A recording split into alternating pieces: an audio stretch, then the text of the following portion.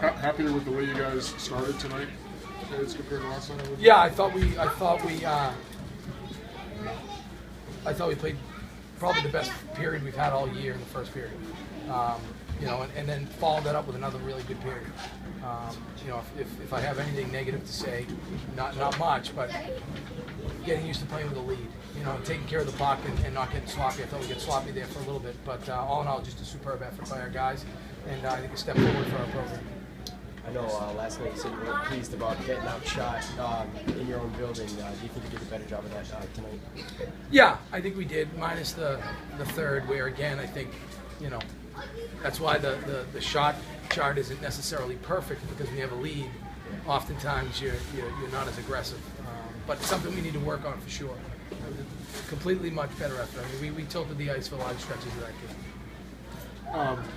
We've talked a couple of times this year about you guys within certain games coming back to either erase deficits or the St. Francis game you guys come back and tie, the UConn game come back and win. The last 2 weekends it's sort of been similar over the course of the whole weekend, where maybe you lose the game on Friday but you come back with a better effort on Saturday. Is that something else that you look to that speaks to the resiliency of this group? I still think it's too early for there to be trends, you know what I mean? Because we played decent the first night at Mercyhurst, you know what I mean? We scored anyways, it might have been a little looser than I would have liked, but we did some good things. It's got our attention, about being ready to play as well as we play, but it's hard to get back to the way you finish a weekend after 4 days, off. But the other team does, so we got to ramp it up a little faster. Talk a little bit about Tibbetts' game. I know last weekend he was out for one of the games against Providence, but comes back tonight with a strong 2-goal effort. Just a little bit about it. Well, I mean, beyond the 2-goal effort, I think he worked harder. I think he won more puck battles. I think he won more puck races. Did a good job in the D zone on his point. There were a lot of. It wasn't just the 2 goals tonight. I think that's. To be honest with you, I think that is sort of the beneficiary of having played that way. Are you happy with your penalty kills here, especially in the third when you had the 2 back-to-back? I mean, you guys had the 4-0 lead, but 2 penalties back-to-back and killing both. Yeah, our penalty kill's been excellent. And again, it begins and ends with Raz. But Coach Carr really has these guys locked in, and they've got their roles, and they take a lot of pride in it.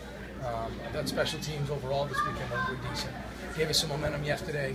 We ended up getting a goal today on one, and we had to change things up because we were going to pressure us more because we're up by a couple goals. So, again, kudos to Coach Carr and his crew.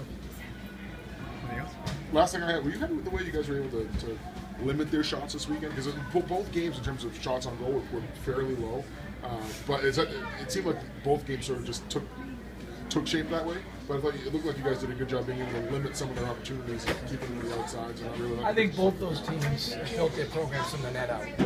And I don't want to speak for Coach Jackson, but his teams always defend very hard.